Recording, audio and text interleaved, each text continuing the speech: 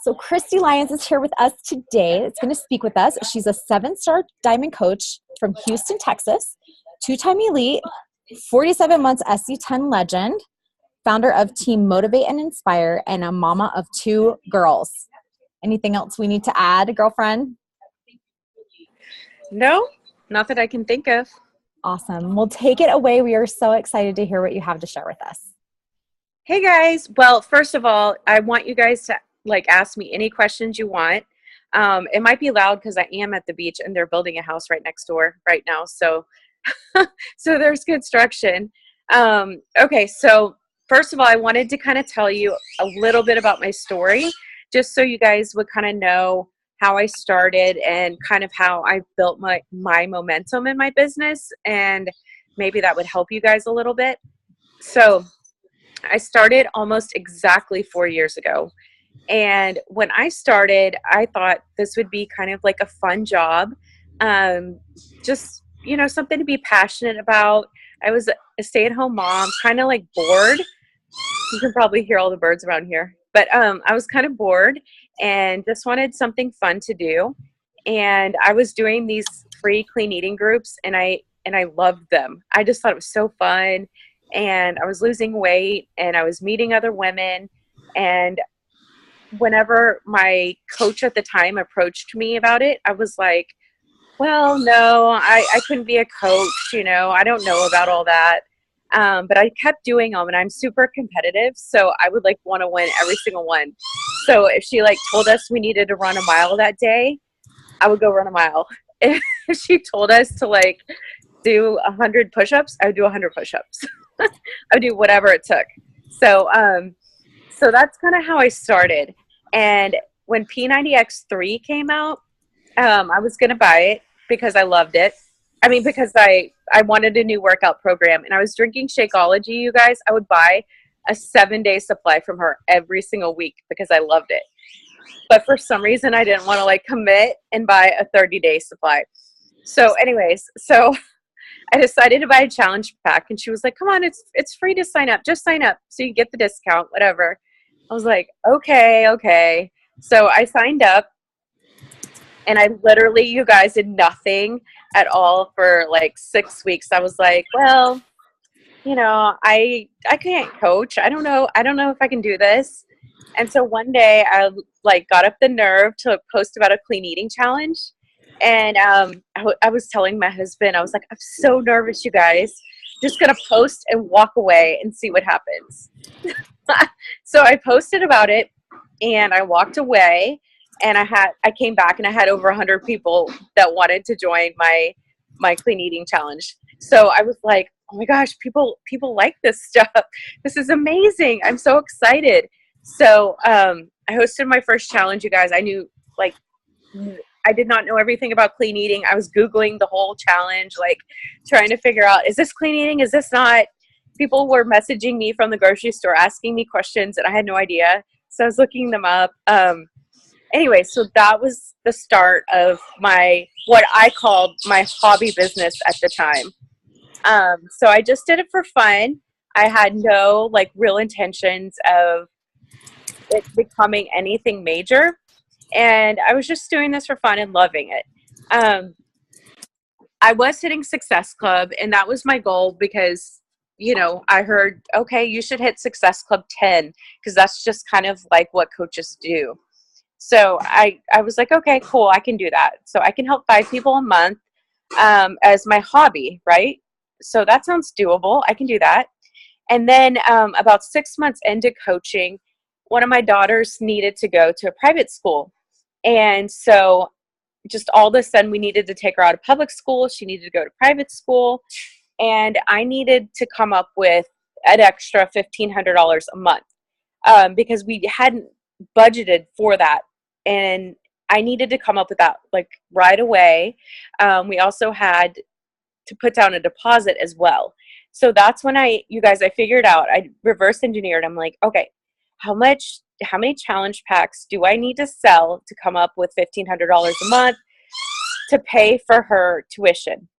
And so that's exactly what I did to pay for her tuition. So I was hitting, SC 60, 70, whatever it took, because you guys know how it is when one of your kids needs something that bad, you're willing to do whatever it takes. So that's what I started doing. I was hitting Success Club, like super high Success Club numbers.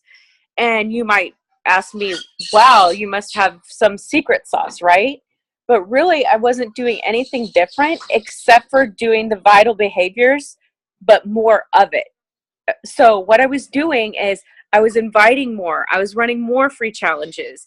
I was talking to more people. I was putting myself out there more and on more platforms. So I wasn't doing anything different necessarily. I didn't have any like magical ways to make this happen, but I knew I had to make it happen for my daughter. And so when I committed to doing that, that's when my business took off, because what happened after that was then I was finding more coaches, right? I'm on a call. I was finding more coaches. So then everything just started going from there. So I went diamond quickly after that. And then I started setting bigger goals because I started seeing what this business could be like. I started realizing I didn't have to hit Success Club 60 or 70. If I could grow my team, I could make, that kind of income without hitting those ridiculous numbers. So that's kind of how my story started. And of course, our whys grow and change as we're in this business. And so you guys, that's kind of what I tell my coaches is like, if your why is big enough, you can make it happen. Like regardless of what you have going on. I did this at home with two little girls on my lap, listening to calls with me, making appearances, wiping bottoms in the background of Zoom calls. I'm sure you guys, a lot of you can relate to things like this, getting snacks during this kind of stuff. I had to say no to a lot of things on the weekends to make these kind of things happen at the beginning. I'm not saying like I like gave up my life, but I'm just saying there was a lot of sacrifice to make this happen at the beginning for me. But it was totally, totally worth it. And now I still have that same kind of work ethic, I guess, that I built from the beginning. And of course, I don't have to hit Success Club 60 or 70, but I still have Success Club 30 as my goal, because I feel like if I want my coaches to hit Success Club 10, then I need to set the mark high. I need to be the leader of my team, in order for them to see that just because, I have a good residual income coming in because I have a lot of team volume rolling up, I still need to be in the trenches with them every single month. And I think, to be honest, that is so important as a leader, to continuously be in the trenches with them and hold on one second. In the closet, honey. We're in the closet. Look in the tub. Ask Daddy. I already did. Okay, look in the closet or in the tub right there. Look, walk in the door and look in the tub. See, there's one of my girls. But to continuously be in the trenches with them. And I also show them how I make it work with my girls still, because I drive my girls to school every day and pick them up, and their school is about 35 minutes away. So I'm in the car in the pickup lines and dropping them off. I'm in the car usually 3.5 hours a day. And I'm still rocking my business, doing it with my girls with me. So, or in the car. And so how do I do that? I'm like on voice memo answering my coach's questions. I'm listening to PD in the car, that kind of thing. I rarely ever miss a Zoom call with Brittany. She's my mentor right now. So you guys, I'm always present and showing up, because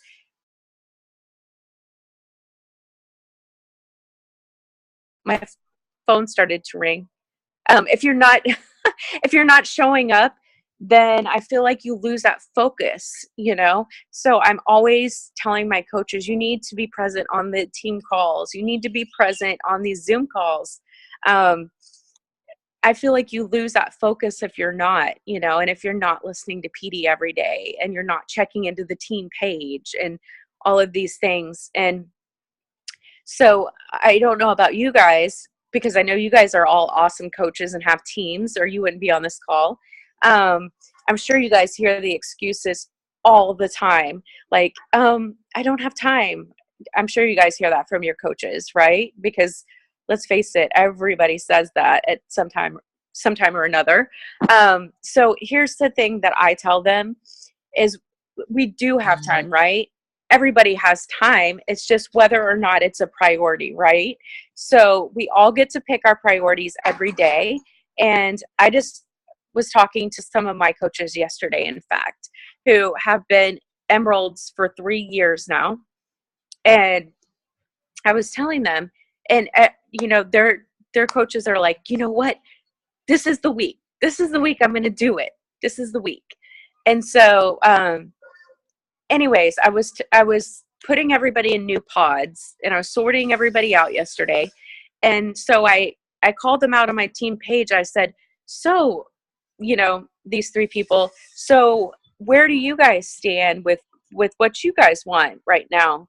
You know, is this the week, or, you know, what's going on? Anyways, because if this is a priority, then it'll happen. And they all replied back, you're like, and we're like, yeah, you're right. It hasn't been a priority. That's why it hasn't happened.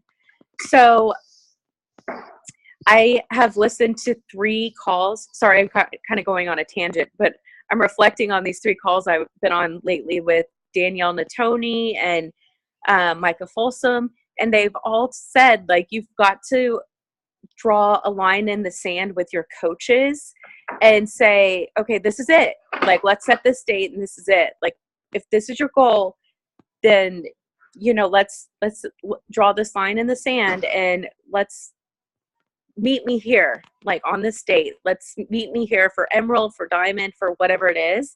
And if they don't meet you there, then it's like 3 strikes, you're out, meaning you still love them. You're not giving up, but it's time to move your focus. And I guess I do that for myself as well. That's kind of where I'm going here. Because it's so easy, like, to get stuck. I don't know if you guys ever feel that way when you have so much going on with your kids and, like, with, I don't know, life.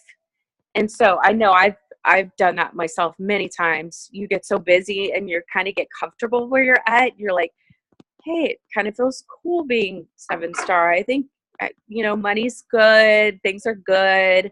I think I'll just chill here for a while. And then you have to, like, turn up the volume and draw your own line in the sand, even if you don't have an upline coach, or, you know, you've got to do that for yourself. Otherwise, it's cool to just get comfortable and things like that. And another thing I know I was supposed to talk about, I think Mary was recruiting a little bit. So I wanted to tell you guys how I continue to recruit. You guys, these launches are like epic for recruiting.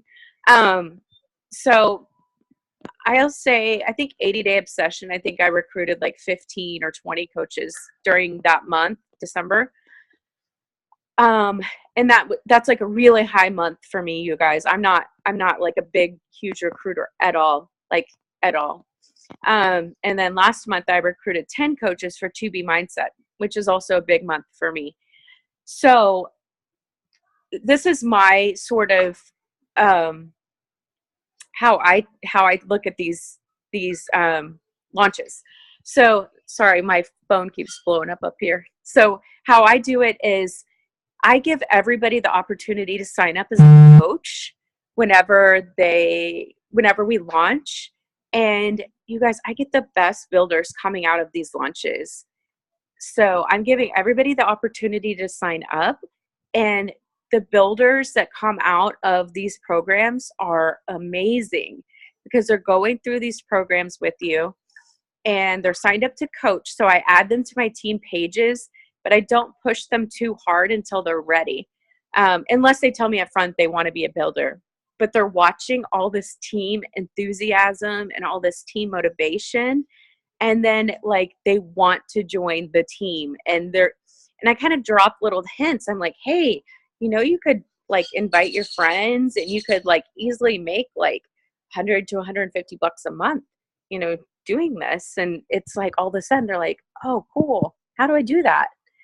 So that's kind of where I've changed my business this year, is kind of with these launches, is with when it comes to recruiting. So anyway, sorry, I just talked your ear off really fast. Does anybody have any questions, or did I miss anything, Mary, that I was supposed to talk about?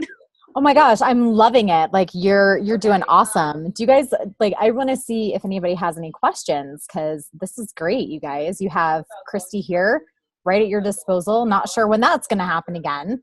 So utilize her, pick her brain. I have a question real quick. Go ahead. So I'm learning, last month was my biggest month ever and I hit SC50, but I'm struggling a little bit, and I'm trying to pick different coaches' brains who have high SC numbers to figure out how you keep this personal still for continuously recruiting high numbers each week. I'm struggling a little bit with that, or just feeling a little bit overwhelmed. I add them to my team page and I send them a welcome email, but is there, like, how do you kind of juggle keeping up with last month's high numbers and then still recruiting more new numbers continuously? Do you mean keeping up with the people like that you like sold like challenge new, packs to? Is that what you mean? Yeah, like new challengers, not necessarily just coaches, because I'm sure you have like an onboarding process with them, but with like new challengers or new customers, how do you kind of keep that personal interaction? Or do you even, or maybe that's not even something that you see as necessary because you plug them into a team page or a challenge group? If they're challengers, then they go into a challenge group. And then what I personally do is if it's a workout challenge group, like if it's 80-day obsession, then I ask them what time they're planning on working out. And I have them in 3 different pods. So a morning pod, an afternoon pod, and an evening pod. And then they're in a private message group with me.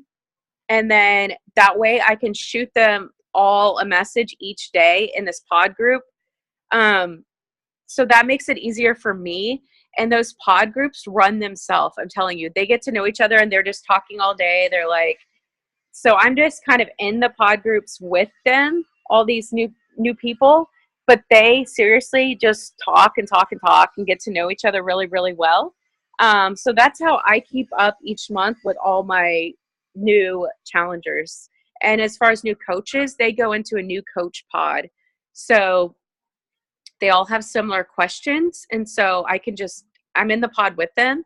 And as soon as they hit Emerald, then they move out to another pod. Does that help? Yes, it does. So you run your challenge groups in message pods and not in a group. Is that correct? No, they're in a challenge group as well. Okay. But see, my new coaches add their coaches as well to the challenge group. But I want to have that close connection to my challengers. And it gets confusing when there's so many people. And so I plug them into my own pods by what time they're planning on working out. So then they'll hold each other accountable. Like, hey, Danielle, you missed your morning workout. When are you going to work out? And things like that.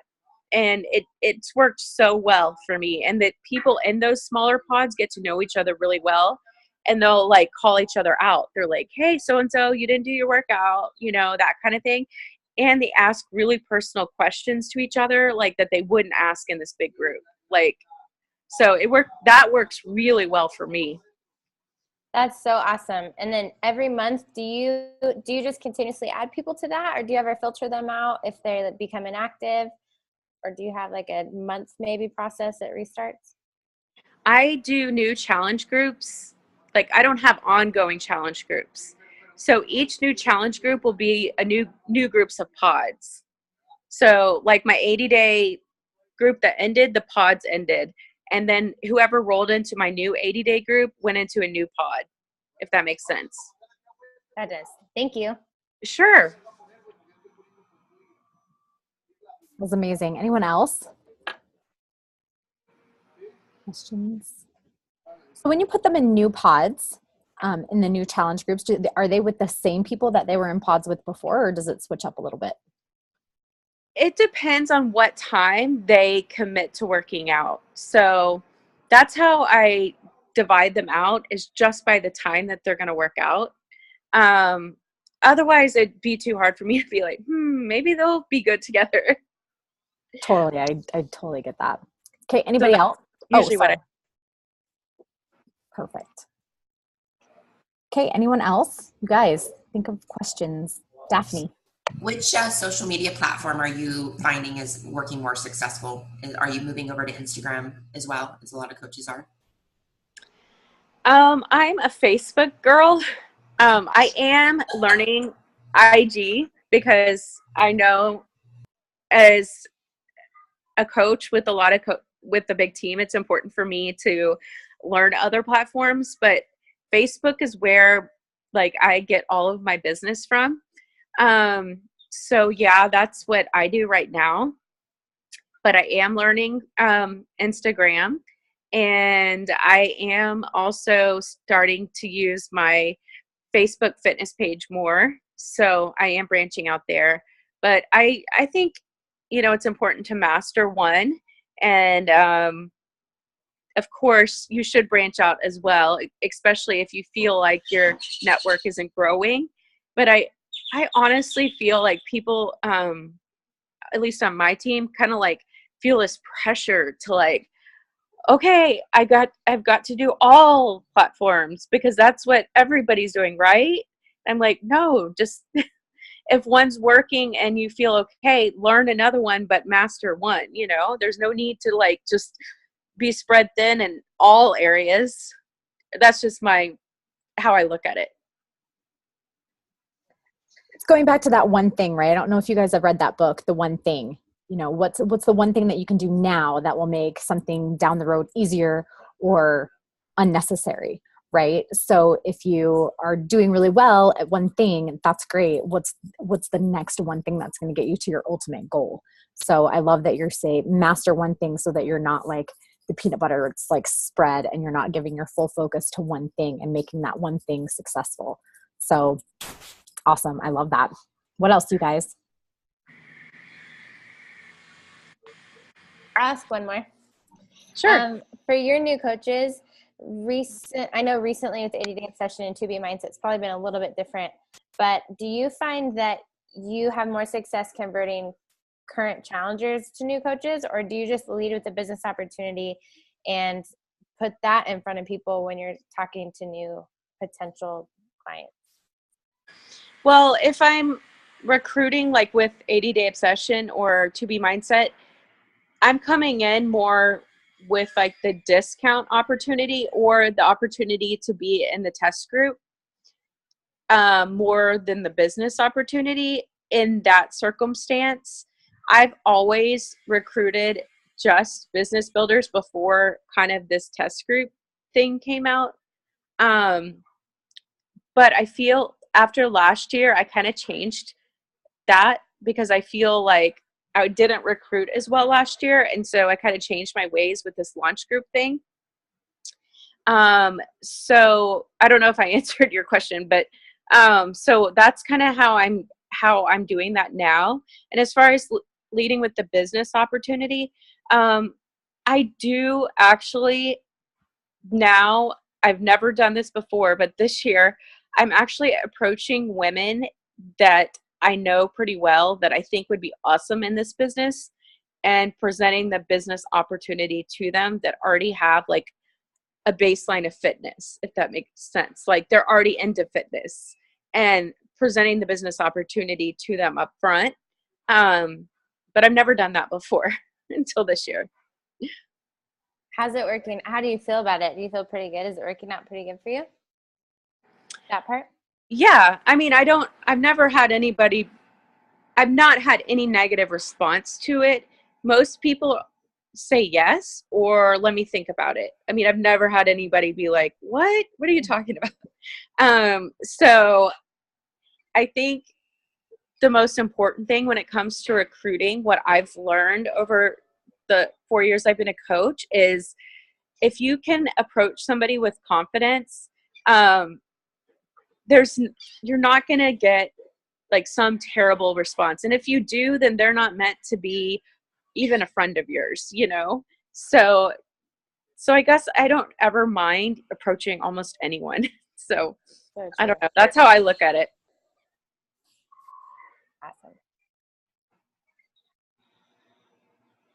Awesome. Anyone else? Christy, can you walk us through, like, because you're 7-star, so you're really good at building leaders. So I'm curious to know what you do when you bring them on and they say they're builders. What's kind of your, okay, what do we do next? What does that look like? What are my next goals as a new coach on your team? Okay, so I've changed my training so many different times. And we recently just got a new training program or a new training system. So I have it set up where it's all in a PDF document, and it's like, step 1, this is how you set up your back office. Step 2, this is how you, set up how you will be paid. Just basic steps for them to do that. Let's be honest, if you want to make this a business, you should be able to do this on your own. I should not have to answer your questions on how to set up your office. And then the videos we have I have about 20 different videos total, but it covers everything. And they're not just by me. I have like different videos saying, like how to do social media, what PD books we recommend for new coaches. They're short videos, and I'm like, you should try to, it's self-paced. And I tell them to do it on their own time and let me know when they're done. But in the meantime, I will take them and teach them how to run their first free challenge group and teach them how to do those types of things that are super important. And I expect them to do the training on their own. I used to run them myself, and they would not do it, and it was a big waste of my time. And I would be extremely frustrated all the time. So now I have this self-paced PDF that I send to them, and I just tell them to let me know when they're done. And if they ask me a question that's on the PDF, then I just say, look at the PDF. But I will teach them the essentials of the business, which I believe are running challenge groups and learning how to post on social media and all of those really important things. I personally will take them under my wing and teach them that if they're showing me effort. And honestly, my top coaches, I have 2 elite coaches on my team. They have taken their business from day one and been super independent, run their own challenge groups, have not needed a thing. Like they asked me questions, of course, but they have not needed me like in a sense of, Christy, what should I do? Like, how am I going to do this? That type of thing. So anyways, I'm just saying that you will know that the best leaders are the ones that can pick up and run their own challenge groups, fill their own paid challenges themselves, and never want to run a challenge group with you. I love that, because I had written down, like, running challenge groups, like, do they run it alone when you first show them like what to do? Because that's something kind of different. I hear most coaches are like, okay, like I bring my coaches, people in with my groups and kind of see, but they run it alone. You teach them how, and then they run it. I give them the option. Like for instance, we have this new challenge group starting in 2 weeks, and I have the template made and a new menu made and all of this stuff. Well, I should say my assistant made it, but anyways, but so I'm telling them that, I would love for you to advertise and find your own 20 people and run your own group, and you can run it alongside with me and see how I'm doing it. or you can put your people in my group. I think it's better to establish your own leadership in a group because people will take you more seriously and more likely buy from you. When I run the challenge group for you, then they're kind of like, it looks like she's just a participant and not really a coach. So I encourage my coaches to run their own. Okay, makes perfect sense. I love it. Anybody else have any questions there on that? So do you talk to them right off the bat about rank, like emerald, diamond?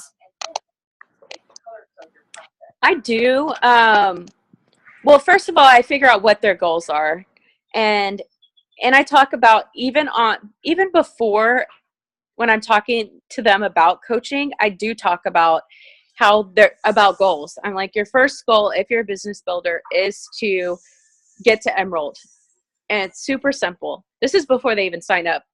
And I tell them about emerald and why I wish when I signed up, I did sign up my husband in one of the first spots, but I wish I would have signed up another family member. Like being where I'm at now in the business, I wish I would have done that. And I explain all the reasons why. And I tell them I will always, guide them in the direction I wish I was guided in. And, anyway, so yeah, I do. I bring it up even before they sign up. They tell me they want to be a business builder. So yeah, I talk about it. And I talk about diamond and I talk about 2-star right away. And so yeah, for sure. Beautiful. I love do that. Good. You should. Okay, guys, so we're wrapping it up. So does anybody else have any questions, comments, anything for Christy? Snow? Wow, Christy, you gave the secrets to the universe. No one has any questions. I don't know about that. I love it. Thank you so much. I'm going to stop recording now, you guys.